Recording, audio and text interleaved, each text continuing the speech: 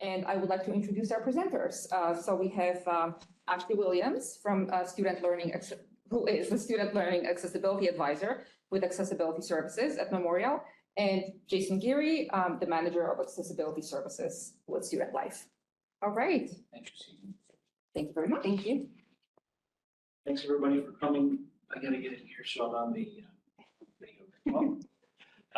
So I'll try not to stand in front of the slides. So wonderful to be with you. Thanks for coming. So what we thought we would do for this presentation for this year's conference is kind of cover some of the things that we do in accessibility services, otherwise known as the Blundon Centre, and really highlight some things that we try to do to be innovative, creative, and driven around how we do what we do. For the most part, how we do what we do has been the same for decades. And as you'll see by our persistence rates and graduation rates of disabled students, they haven't really moved much. So we constantly try to find new and innovative ways to do that. Some of it's easier than others. But we wanted to highlight some of that here today, and then also get feedback to see what you're seeing in the classroom, what you're seeing from students at Memorial. So as I said, one of the metrics that we follow very closely in literature on, which is incredibly inspiring, are these persistence and graduation rates of students with disabilities. So we just wanted to highlight that because again, it drives a lot of what we do, what we need to do differently, and how we do not just what we do, but how the institution supports these students.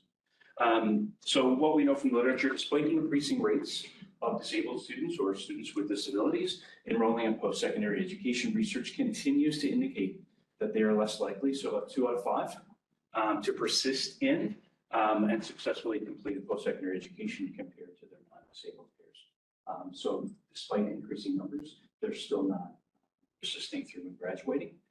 Persistence, the other thing we know is persistence in graduation rates. So these rates that we look at, it's just the students who self-dispose. And we'll talk a little bit about the difference. So the students that we could support through the Blundon Centre, and really how many students are at any post-secondary who live with disability. And they're very different numbers. But when we look at this data, it's just those students that register with offices like ours. The majority, and this number isn't changing either, 60 to 80% of some disabled students with disabilities at any post-secondary campus are not going to register. They're not registered with offices like the Blundon Centre. And this number has been pretty consistent. So these are things that we constantly look at. So not just how this drives and changes our service program, but having those larger discussions at the institution level. So how do we do this as an institution? So as I said, on any given post-secondary campus, 75%, 60 to 80% of students are on that campus are living with a disability, and a much smaller percentage actually will register and seek support. There's all kinds of reasons for that. Barriers, stigma, so all kinds of data that we pull from that population, but they don't, and some of them do quite well without us, by the way. So that's not a surprise when we see those numbers, but we're also constantly looking at how we can support those students. So if we're just looking at this smaller subset of students with disabilities or disabled students, right now registered with our office, about 2,000 students. So about 10%, 11%, which is on par.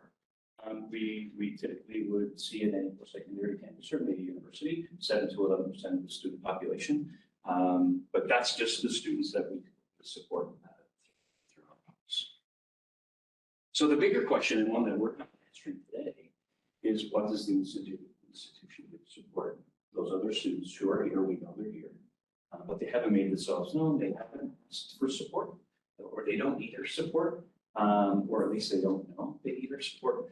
So this is a part that we're not going to get to today. We're going to focus solely on those 2,000 students, that small subset of students who reach out for support.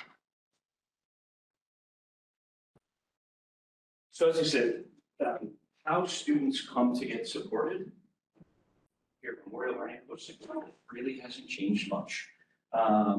You get to the institution, You find out who your people are, who's the accessibility team or the disability office. Once you find out what the Blundon Centre is, then those students reach out.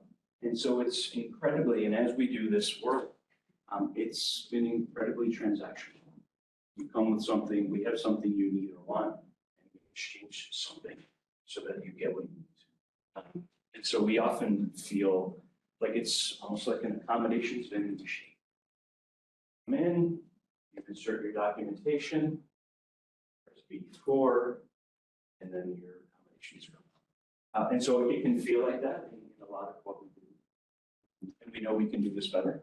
So we've tried to do this better, knowing that parts of this transactional are key to what we do, core to providing disability supports.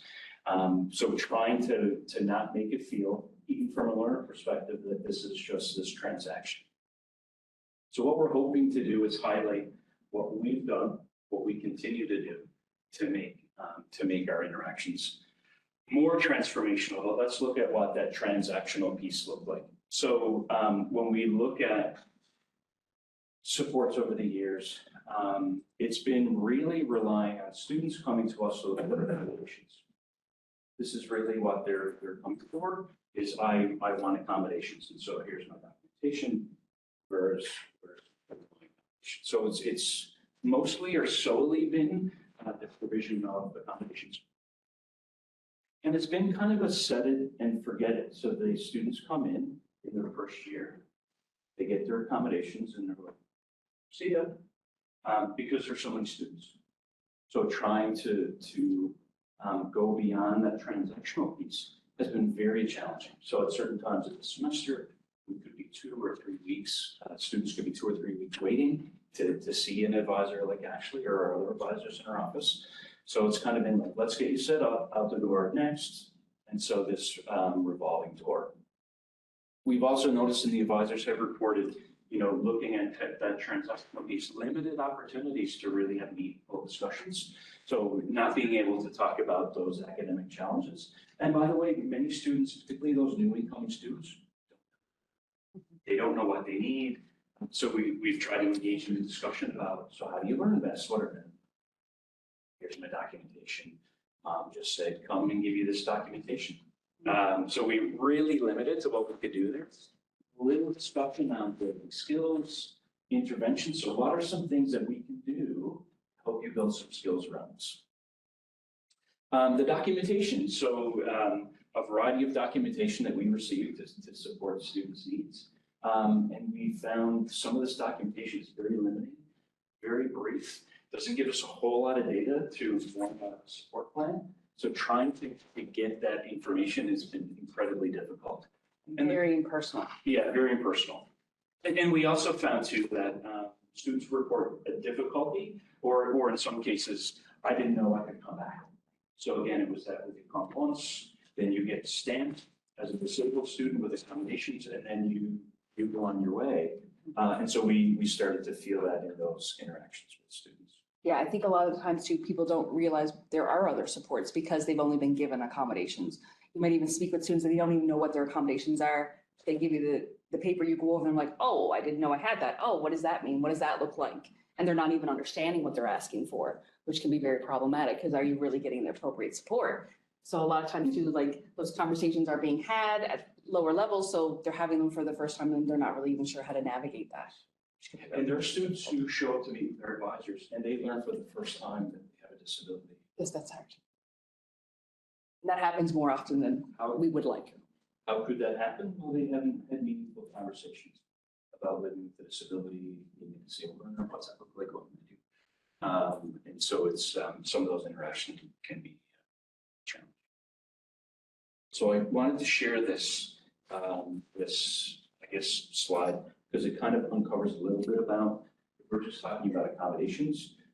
This is a very well-known process in our world around how students come to get accommodations. Stick with me, there's moving parts here.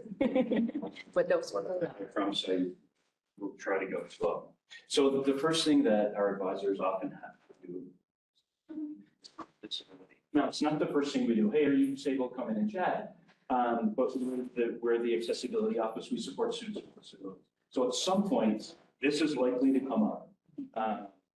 And so we do have students, about 25% of students that come and do intakes with us don't have a disability.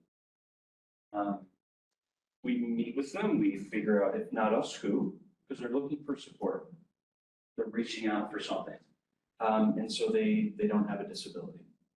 Where do we send them? From an accommodations perspective, really not a whole lot we can do, but we can do a warm handoff to another service unit to try and put supports around that student. But if there isn't a disability, if the student doesn't have a disability, then as far as accommodations are concerned, there's really not a whole lot. If there is a disability, so we've got the green light, let's keep going. Let's talk more about that. The next thing we want to look at is there a barrier? So we have a number of students who come in and say, I have this condition, I have a disability, and they either say, I don't need you, I just thought I'd come and register just in case, but I do quite well. So if there's no barrier to participation, then there's not a whole lot we have to do from an accommodations perspective.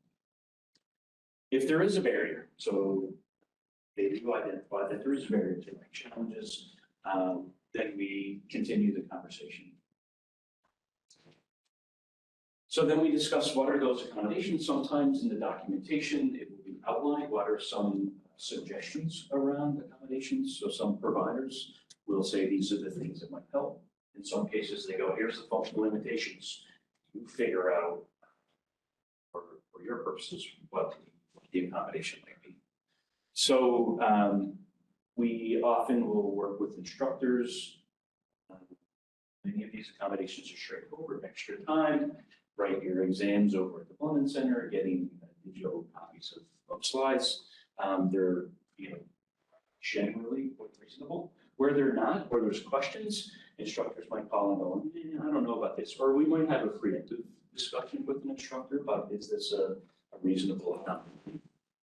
If it's not reasonable, if there's a reason why it's not appropriate, it's not reasonable given the field of study of that particular course, then we probably, that's a dead end. We can talk about what are some other solutions. Of course, students aren't entitled to perfect or immediate accommodation, so it might not be exactly what you asked for. It might not be exactly what you got in high school, but here's what we're able to provide. More often than not, the accommodations that we arrive at, if they're reasonable and appropriate, we put them in place or we send those letters. We're very good. Well, we don't send them, the students send those letters, and instructors look at what those particular accommodations are. The other thing we have to look at, of course, and sometimes we don't know this, so we might have to reach out ahead of time, is this accommodation, are the essential requirements maintained? Because we know that if a particular accommodation is not going to align with the essential requirements of the course, then that's not a reasonable accommodation. So we would work with, in some cases, the instructor or the student to arrive at a solution. If we cannot maintain the course requirements or the program requirements, then an accommodation might not be.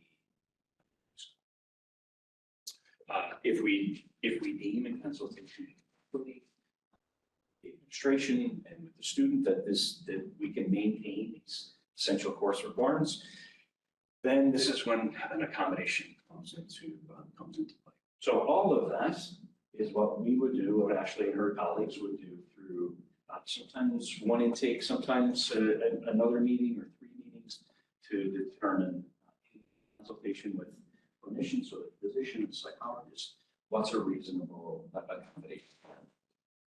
So this is something that our colleague Barbara Roberts created in 2006. So it's certainly not new, but this kind of makes it visible, this process of how an accommodation comes to be. And again, this is all driven by conversations with the student, by documentation, conversations with some of these clinicians to figure out how we can best support the learner. Do you have anything to add to that? No, not yet. Okay. So does anyone have any questions about the accommodation decision tree? or about persistence rates, graduation rates, or anything we've talked about so far? Andrea? Just on the stats, I think you said it's 10% of students enrolled in Memorial identify enrolled with Blundon Centre or identify as Registered with us. Yeah. Registered with us. out of those, do you have a sense of what the percentage is in terms of undergraduate and graduate? Is it primarily undergraduate students receiving accommodations? Primarily undergraduate. Yeah. We have graduate students with the accommodation certificate. I was gonna say. Very, Yeah. very different. Yeah. And then we might support a student with who's in an undergrad, who shifts to graduate, and the support changes. Yeah. The support changes. And in particular with grad students, one of the areas that we struggle and students obviously as well, is when coursework is done. Yeah, and transactionally, like grad studies doesn't really work, like accommodation for grad students doesn't work, that doesn't work for grad studies. Well, yeah, I'm thinking of my own experience Yeah. going through that process as a Sure. graduate student and Yeah, things that would have been very handy that I couldn't have imagined existed and nobody else did either. Mhm. Wondering what- What alternatives? So for grad. That'll be coming up. Yeah. So for grad students, we're not talking about extra time for tests, although that. It can be. Students. Yeah. It's often when the structure of coursework is over. And now, like the committee just said, well, submit your stuff the next year. Yeah. And then we'll build it.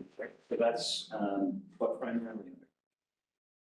I think I have two. So my first one, and maybe it's because it's just that time of year where I'm meeting with students that I wish I met with in January. Yeah. I'm teaching in the first year course. I've done some teaching in the undergrad and grad program up from Thursday through. Well, I don't think anyone in there really knows me. My friend. And so I'm finding that with students now that I'm trying to bring the discussion around, you know, we really could have some great supports for you in place several months ago. And I'm looking at a couple of failures actually for the first time in my career in education. Like I usually find a way to get them through, you know, like if I can meet with them, but there's a couple this year and I'm, you know, just bringing those discussions where I'm like trying to get people in, trying to get them through. But I'm finding that sometimes that's really difficult. So I think that's like the first one. So it's like how, maybe advice for how to bring that to like, you know, best support students who may or may not have a disability, because I come from a very compassionate place, but I find that I'm like, somebody putting there with like that approach. And then the second one, in the past year, I'm sure we've all experienced some level of, I'm sure we're all very, you know, passionate, even in still talk about today in our approach. I do think, and we were talking a little bit about how that could lead to concussion fatigue. And so when we have students, especially in grad school, I'm getting more into supervision, and I'm finding that as they love here and they kind of bring. And so it's like I'm doing the things like I'm going to the CITL talks, I did the certification, be compassionate. And it's like sometimes you kind of feel like you give so much of yourself, but it's that anxiety piece around building resiliency there where maybe you could pull back a little bit. So I'm trying to like slap my way through like how these boundaries look. What does it look like for building capacity with resiliency? Like even before we get to the point, or with a grad student who we know more than likely is displaying multiple symptoms of like a generalized anxiety disorder or a panic attack. So whether or not we have official accommodations, we are accommodating them with every email. We are accommodating them with every assignment, every meeting. So it's like, how does that maybe work? I think that leads really nicely into what we're going to talk about around the transaction, like moving away from transactional, because a lot of that would be around skill building, because they're coming to you for things that maybe there could be skills built in too, so that they wouldn't have to rely on as much, or maybe they just need more guidance and less direction. Or if you build the foundation at first, or do the preventative stuff with like opening it up or having some kind of like scheduled meeting, then you can kind of help guide them through. So I think a lot of times what happens is people don't know when to reach out, or they don't realize it's a problem until it's too late, or they mean to, or they feel guilty, or they feel shame, or they're embarrassed. So they really can't, they don't know when they should. But if you build in time within the way you're teaching or in your supervision to say, hey, this is our checkpoint, then you're probably going to not have as many of those conversations. Not that they're all going to go away, but you would have built in times to kind of help guide people. So you talk about the first thing. So it's like, Yeah. I don't supervise that class. I had like a class of almost 80 out of like one section of multiple Yeah. courses. So, and those were just trends that I'm like, well, maybe we'll sort it out in open office hours, that Yeah. days for the review of the midterms. And then in hindsight, I'm like, you know what, that one student just see, and And sometimes we have to put the responsibility back on the person too, right? Like it has to be equal. You can't work harder than someone else to get them through something, right? So those boundaries are quite important. I think they can be done in a supportive way. And maybe sometimes it's saying, okay, so this wasn't successful this time, but let's look at how we can make it successful next time, knowing that these were barriers for you, or connecting them with another support within the university that might be helpful. Yeah, and our entrance data shows that the majority of students who come Yeah. for intake are not in the first year. Yeah, those numbers are definitely, Despite what we've tried to do and continue to do with incompetent students, they're more often than not when they reach out, they're beyond their first year. In some cases, they're in their fourth year, fifth year. Yep. And they come in, there's all kinds of reasons for that. I think one of the, again, knowing that the majority of students that are living with disability are with us. And we do that as well. So not only in our service provision, but some of these messages that we send out, we send to the entire university community because that's where they are. They're not in our small little cohort that we blast with emails. So trying to get, we're here when you're ready for it. yeah. And there's all kinds of really good, by the way, reasons why students don't reach out. Many of these learners were in K-12, because we hear from them after, they were in K-12 system in special education. They had no choice. They just, they couldn't write in the classroom if they wanted to, because I sent your test on the hall. You bring your test on there. So they lived through that system, they get to come here. Nobody knows me. And we always, when we do these first week orientation sessions, this is great. Our booth is empty, the student board office booth is empty, and we're like, if we did this around midterms, we might get more of an uptake on it. But what we tell students is we're here when you're ready. Yeah. And we hear from students who say, I'm instructor. Yeah. But we'll get into kind of that transformational piece and what you can do. Because some instructors reach out at the end of the term or into the next term. So like, I got this student who can't submit this work. We're trying to be understanding.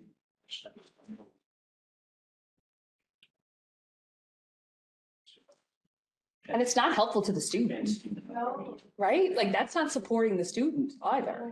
Kelly, did you figure your hand up? It's all good.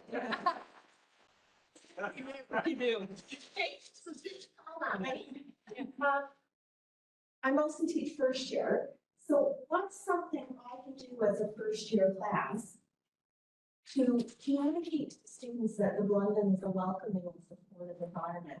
Like I do have a statement and it's in my syllabus, and if you need this sort of support, the Blundon Centre is there for you. Can I do more? Should I? Again, look, we struggle with this as well, right? So one of the things we did a couple years ago was we added accessibility services to the beginning. Because we realized no one knew what the Blundon Centre, until you know what we do, you don't know what we do. And so we did like, this is going to be it. Now we're going to change the stats around students who are registered. And some students said, oh, this is really helpful. We're constantly trying to find ways to get.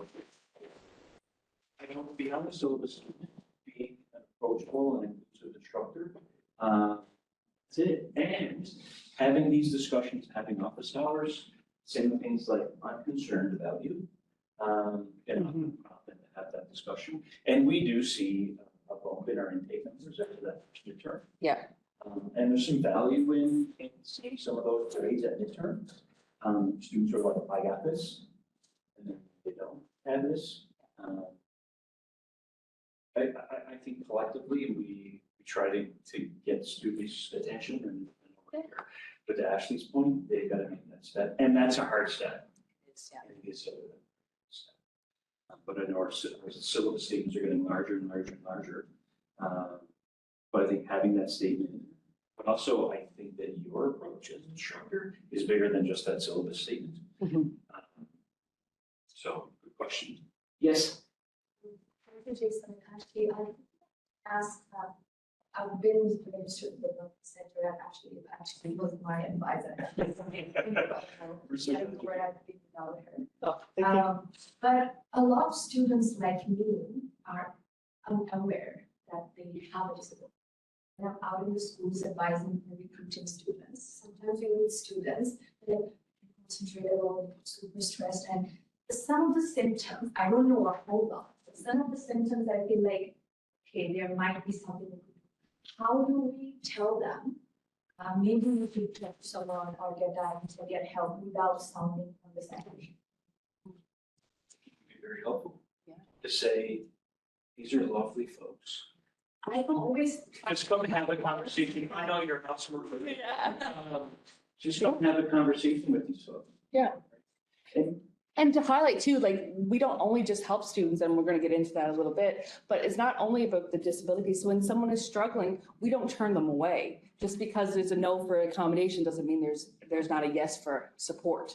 And, you know, we certainly want to connect students to supports. And you can even say to them, like, it might be something, it might not be something, you just might need something around you to help you get through this rough time, or maybe there's some skills that you need. And we certainly have those conversations with students, and we want to support them and connect them to what we can. So I think even just saying to them, like, you know, this is just one of the many supports at the university, but maybe something you might want to check out.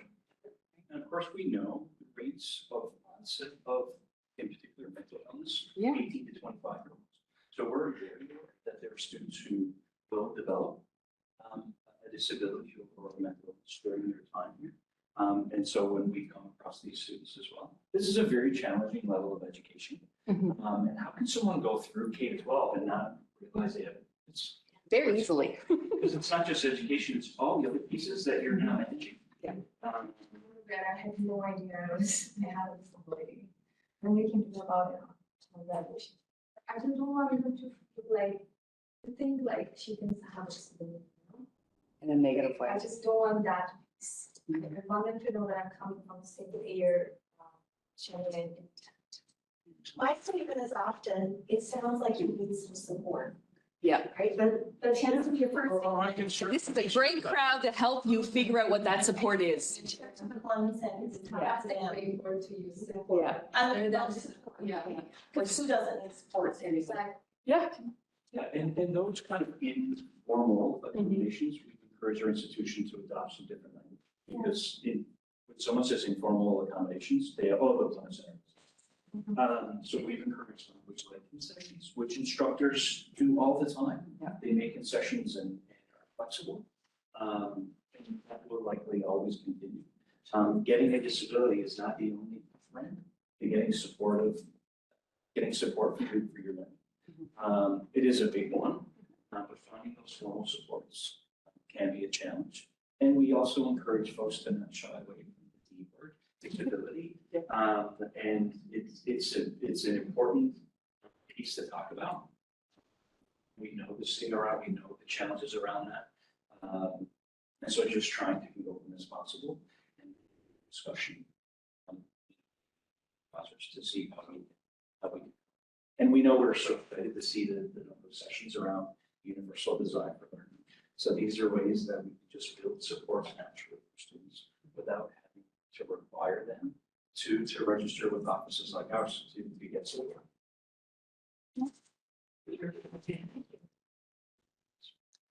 Okay, Great way to segue. so we'll talk about then moving from transactional to trying to be. We're not, I don't know if we're there yet. Getting there. But I don't think you ever, but it's trying to be more transformational, and it's hearing from students who have reached out, who have been connected with their office and felt that support, trying to be, and instructors as well, trying to be transformational. So these are just some of the things, again, no one's perfect, we're committed to, if nothing else, continuous improvement, but these are just some of the things that we've done to try and provide that transformational service. So research-informed support. So looking at the research, what worked, what's working. So research-informed supports, and also looking at our own data to see what we can improve on.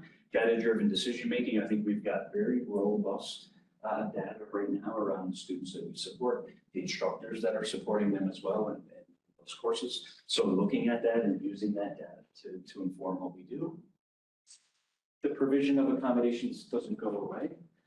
We will always provide accommodations, but as you'll see in some of the other things we've done, and the literature supports obviously the provision of accommodations, but it also highlights there are other things that we can do as disability resource providers, but also the institution that will actually have a bigger students' journey. And again, going back to those persistence rates and graduation rates, this is what we're focused on. So the other thing we added was an accommodation renewal process. So as I said in the beginning with the transactional piece, you came in, you got your accommodations and up you went. We didn't know if you got those accommodations. We very rarely knew if your condition changed, if your accommodations need changed. So we put in what we try to be a supportive renewal process. So regularly sending students, so a new student would come in, we usually put those in place for 8 years. Let's see how this goes. Let's put it here, let's make adjustments. And actually you can speak to the students that would, their accommodations would come up for renewal. They'd reach out and say, oh my gosh, I didn't know I could come back. Or things have changed. Or they didn't know that there was like, that accommodations could change, right? And like sometimes maybe when we're looking at the transitional set it and forget it type style, maybe they weren't the most appropriate, or maybe they weren't the most effective, or maybe there's something needed to be tweaked. And you know, that renewal process has really opened up more conversations, and students then, after having accommodations, even if it was their first time, they're going to know more about themselves. So that's really helpful to have those conversations, I think, because then they understand more of what they need, and then we can kind of like be more supportive into the accommodation process with them. Yeah, and there are going to be students that live with conditions that are pretty stable. Yeah. The accommodations are stable, so we see this a lot of sensory impairments. Not a whole lot's going to change here. And so the advisors would have the flexibility to say, like, we can put this in place for your entire program. But what we see in this is they won't reach out. But I think we're seeing now that. See more, yeah. And I think they like the renewal process, some like the check-in. Some will say, oh, could you do it every semester though? Because I don't want to forget this, or I want to check in and make sure that we're going over different things or setting myself up for success. So I do think it is definitely more of a like client or student-centered approach where they can have more of a voice too, which is always helpful. And we have students that reach out and say, I need you to remove this accommodation. Yeah. I need to get better at this. If I'm going to be in the faculty business, I'm going to be, can't rely on work. And that's where the skill building, Yeah. we'll talk about in a bit. One of the other things we did, it's faculty facing and I guess student centered, is looking at enhancing those letters of accommodation. So as you know, we're very good at sending these, or assistants, very good at sending those notifications. But one of the things we wanted to do is encourage that faculty student interaction. And so we did faculty that would call us and say, am I supposed to talk to the student about this letter? 100%. We encourage it. So the other thing we did was at the bottom of all of our letters, we've added later colleagues, whoever the advisor is, call this person, like make that warm connection to a person in addition to the student. So putting that information there. So if you have any questions or how do I do this? Most of the questions we get from faculty aren't, why should I do this? It's, how do I do that? We're very good at telling people what to do, but not necessarily how to do it. We're trying. We're getting better. And then the other thing is, we realized that at some point there was this laundry list of accommodations the faculty had to figure out, is this for testing or classroom? Is this in the lab? So what we try to do in those letters is to highlight these are the classroom ones, the lab and testing, to hopefully make that clear. And then we had enhanced, Clockworks our ranking system that students and faculty interact with. We made some enhancements to that to allow students to book appointments with their staff outside of office hours. So we realized that really the appointments were coming in 8:30 before they had to see you. And then we turned on the functionality for them to book it online at 2 o'clock in the morning, 1:30. So whenever they were primed to reach out is when they could reach out. They didn't have to wait till the next day and they forgot. 4 months later, they still haven't reached out. Yeah. So hopefully that has helped as well. So of course, this was a function of the pandemic, but in-person and virtual meetings, which will continue. We kind of shifted and looked at learning strategy support. So we added in our portal, we added a specific meeting type of learning strategies. And so the advisors would see this pop up on the calendar, and they knew the student needs to talk about a learning strategy or approach to that. So it was very efficient. This is what they want to talk about. It's not all about just accommodations or changing them. And that's a lot where the sports for the grad students, I find, comes from as well, right? Those learning strategies, or you see more interaction with the students, which is great because that's where we're seeing all of our skill development coming in. The other thing that we're aware of in the literature reminds us of this is those universally available supports to all students. So I think there's 12 help centers, right? The Academic Success Center, the librarians, all of these universally available supports. Research is starting to show that actually impacts more on persistence rates than accommodations. Not that accommodations are going away, but in this particular, and we've got a reference slide at the end, this particular research showed that actually had using those and accessing those universally available supports had a bigger accommodations alone. So we're increasingly, we're pointing students to the academic center, to the physics and chemistry help center. We're realizing there's all kinds of help centers here. That may actually improve persistence rates and graduation rates for disabled students, as well as the use of accommodations or supports. And the peer-assisted learning is a big one too that we've highlighted. Keith, I think you should blow that horn across campus really loud. We think getting our help center hours cut in physics. I would like it more widely known. What a great support for students. Yeah. If that could like hit the desk of my head or the dean or something, Yeah, I think that would be real beneficial. sure. Yeah. Happy to. Happy to. We hear a lot of positive feedback from the students around like the help centers, especially like, math, physics, chemistry and writing help centers and things like that. Like we do hear a lot of that. And like, it is a great place for students to get that extra support that is appropriate.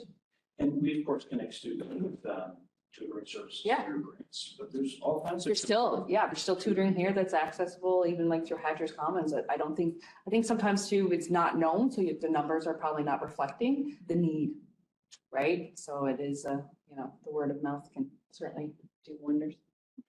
Yeah, so again, a part of this for us was, and this is in the literature as well, is oftentimes when you provide an accommodation, it's a missed opportunity. Still some interventions. And so what we've tried to do, again, accommodations aren't going away, but what we've tried to do is our advisors, whenever they have an accommodation, is there an intervention? Is there an opportunity to build some skills in addition to this? And we actually have students who say, here's all my documentation, I don't want accommodations. I want these opportunities. So they're coming to us saying, I need to build these skills, I need to be better at this, which is really great because we know that the literature supports this. So part of that was actually her colleagues a year ago offered for the first time this ADHD educational support, educational skills group. And so we get, I think 30 this winter with 30 students. The thing we really like about this group, it's all great, but one of the things we really like is that you don't have to have diagnosis. You don't have to bring documentation, right? And so you just come. So we sent this through our network, but also widely across the university. They reach out to Ashley. Ashley gets all the emails. And we had about 30 students register and consistently 18, 19.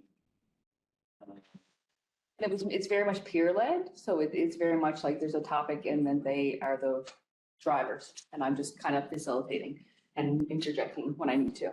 Yeah, and I think some of the feedback shows that each student is able to kind of pick something and go, that's why I'm going. Yeah. That's why I'm going. Some of them go just for the accountability. Yep. They'll do it with their peers. And so they really like that part of it as well. So we're looking to this model to, so how can we help our students on the spectrum? Can we do a similar, we know that they're looking for peer-led opportunities and part of that is skills and other things. So we're continuing to look at that for the future. The other piece we did was in the fall of 2021. Again, going back to that documentation, we looked through the documentation, really not helpful. So we were late to the party on this one, but we created a document. The students would come and say, give me your documents, so I can send it to a psychologist. So we created this document that really gives us some good data to then inform the support plan. So we've gotten some, we continue to get not great documentation, but this really, really helps articulate exactly what those functional limitations are. Because the documentation before would say this person has ADHD. Very different for everybody. So we, and of course, we're constantly building documentation with the student, right? So it's not just this documentation, but we're constantly building documentation with the student. Continuing to encourage faculty-student interactions, teaching students how to do that. It's a skill. Teaching students how to craft an email that your instructor will read and action, right? That's a skill set, Jen. I'm gonna be a bit of a nuisance here, just because I feel like I want to try to help you get to your goal. So by hopefully repairing with the room, like we know that your name is like to help remove the barriers to students, but like what are the barriers to you moving to fully transformational model? Like what obviously you haven't arrived there yet because there's reasons why we haven't, or you would already be there.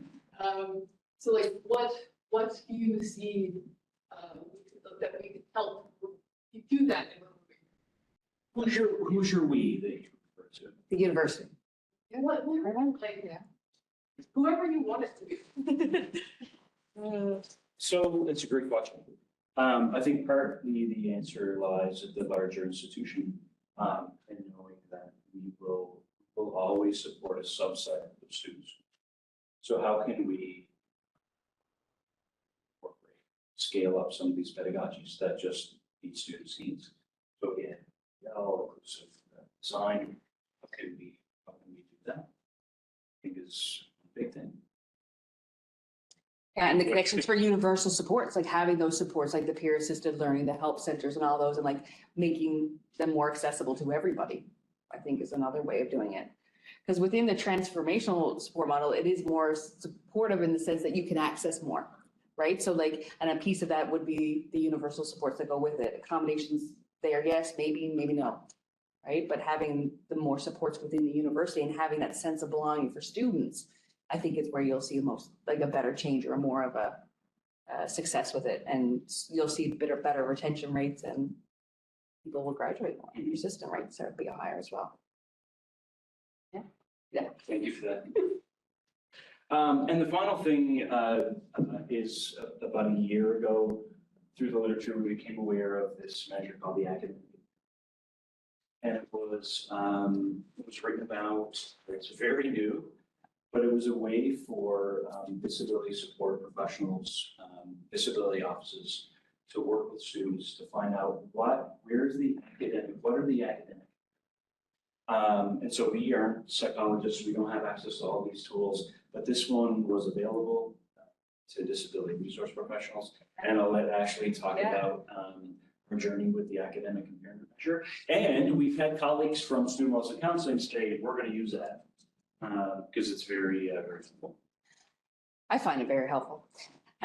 So it is just says academic parents in college students. It is a self-report scale, but it's actually a reference against a norm reference scale. And it's I think it's like, what is it, like 50 questions or something you go through, and we get a scale from it, and it highlights whether there's an impairment, whether students within the norm of their population, or if there's a significant impairment. And it focuses on those 7 domains in academics, which are really important: the reading, math, foreign language, social, academic functioning, note testing, and time management, which is what we see the most issues within the students that we support. The great piece about it too, it does capture whether or not there's like substance abuse or alcohol, so that we know that we can connect students to appropriate supports, because we can't help someone even with, like, accommodations aren't gonna be helpful if you're struggling with alcoholism. Also, you know, it identifies, it has a validity measure in it. So it identifies if someone is over-reporting or under-reporting and whether it's actually a valid response. And that seems like maybe we wouldn't believe someone, but to me, it actually reflects then how much someone's struggling. Because if someone is non-credible means they're over-reporting, it's likely because they're really stressed or they're in a really hard place. And then maybe we need to look up what supports need to be put in there before we even focus on the academic piece of it. Because maybe they're having bigger struggles within regulating their emotions or their stress or anxiety or personal issues. So, and I just wanted to add about the validity measure. So what will happen is Ashley or one of our other advisors will score it, and it will say this person's evaluation. Yeah. And so they're actually very good at what they do. So they're like, can you help me understand? Yeah. So the tool is telling me that you might be over-representing some of your, and they're very open and honest. Yeah, I won't even tell them sometimes that it's like the overprone. I'll say, oh, it's from your answers, I can see that there seems to be a lot of areas where you're feeling that you're overwhelmed in or that you're struggling with. Can you help me understand like what you do to support yourself? And so those conversations come up more naturally and then we can connect them. And I do think you can go to the next one too. It's like, this is how I kind of use it. I lead it for a conversation with students, connecting them to figure out like, what is your struggle? If it comes up that they're having impairments in reading, like students will say, oh, but I'm not dyslexic. I'm like, okay, no, but like you've identified that you reread things a lot. So what does that rereading look like for you? So why, if you feel like you're not focused, you feel like you're not comprehending what you're reading, then we can kind of look at that and say, okay, it's not about the extra time, it's about how can we help you your reading comprehension? Is there a support we can put in place? Is there a strategy that maybe is really effective or a tool that we can use? What assistive tech might you need to like, maybe you need to listen to it and you will comprehend more that way. And then we can use it to guide our accommodations as well. It's a great way too to look and see if our accommodations are effective. So if someone comes in and they feel like they need more time. I've heard students say like, I need more time because I did really poorly on this exam. I'm like, oh, okay. So did you run out of time when you wrote your exam? No. It took me 20 minutes. Okay, so time is not your issue, but let's figure out what is. Because obviously there's another issue going on and it's hard to pinpoint when you're the person in the moment trying to do well. And that's really emotional and it's stressful and there's so much going on. So I've found it's a great way to help people kind of like organize where they need to put their focus and where the skills need to come from so that they can be successful and that we can put in place not only the appropriate accommodations, but appropriate universal supports or connections, and then we can work on it together as well. A lot of times now with the learning strategy appointments that we have, there's students I meet with every second week or once a month. So we're going over these things. There's an accountability put in, there's a plan put in so that we don't just set it and forget it. We're constantly looking at it. Something to say, never mind. That's okay. And we know skills increase success. And so this is kind of where we're going with it is it's just not only accommodations, we want to look at what skill building we can do with our students ourselves and what supports we can connect them to within the university. And I know we're at time, so. We are. Yeah. And again, this is where we're really to make sure students know about the 6 hubs. Yeah. And the academic, all of these hub centers that exist, in addition to us. Yeah. To help students be successful. As for this larger group, it's certainly bigger than us, but we're at those discussions. And we're happy to continue to brainstorm how we, and not just students with disabilities, but other equity deserving groups, how can we meet those needs. Questions? Great when you get to ask them throughout, because then you don't have them. Oh, right in the back there. So you have a question, how much, to talk about the faculty-student interaction piece, how much professional development are faculty expected to have dealing with these concerns with youth? And I expect since much of our teaching is not done by faculty, but it's done by course instructors, what resources do they have to understand what needs might be coming up and how to improve it? Do any of our fund instructors want to answer that? Not much. I will say instructors have reached out and come over and met with me. Yeah. And sat down and they said, like, I saw your name on a couple letters, so I figured I'd come and ask you. Well, I was just thinking about like what, maybe the second time, I'm not teaching Yep. anymore, but when I was teaching as an instructor, on my second semester teaching, I had one of the letters come in. Sure. And I, being who I am, reached out to the student and said, I think the class already worked, but let me know. And there were a third-year undergraduate student, and they said, this is the first time an instructor has ever reached out to me. Mm. And that to me seems deeply sad, but also, like a translate. So I get students who want to talk about their disabilities because I come in and say, let's talk about my disabilities and you can talk about yours, right? But I'm sure, you know. We've had instructors reach out saying, I was told I'm not allowed to ask about it. Yeah. So is that a thing? Like, is that's just a, that's. No, there are absolutely things that are off limits, right? Like you certainly shouldn't ask about the condition. Sure. But But what can I do to support what you? else figure on? Yeah. I think this will work, like how I've designed this course, I think this will work. But let me know if there's anything else. Happy to do whatever it is. But yeah, But there are still instructors who, oh, I was told years ago I can't ask about this, I can't. But I do see, like, I've met a lot of per course instructors have come over and they've sat in my office and we've gone through like what it looks like, even this process of how we come to accommodations, what it looks like, what they can do in the classroom and all those key pieces.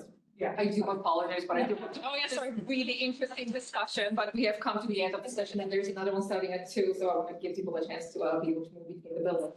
So thank you very much for your participation and thank you so much to our presenters, Ashley and Jason. This has been a very interesting presentation, eye-opening as well. So just a reminder that the recording of the session is going to be available on the CITL YouTube channel afterwards, and enjoy the rest of the conference. Thank you. Thank you.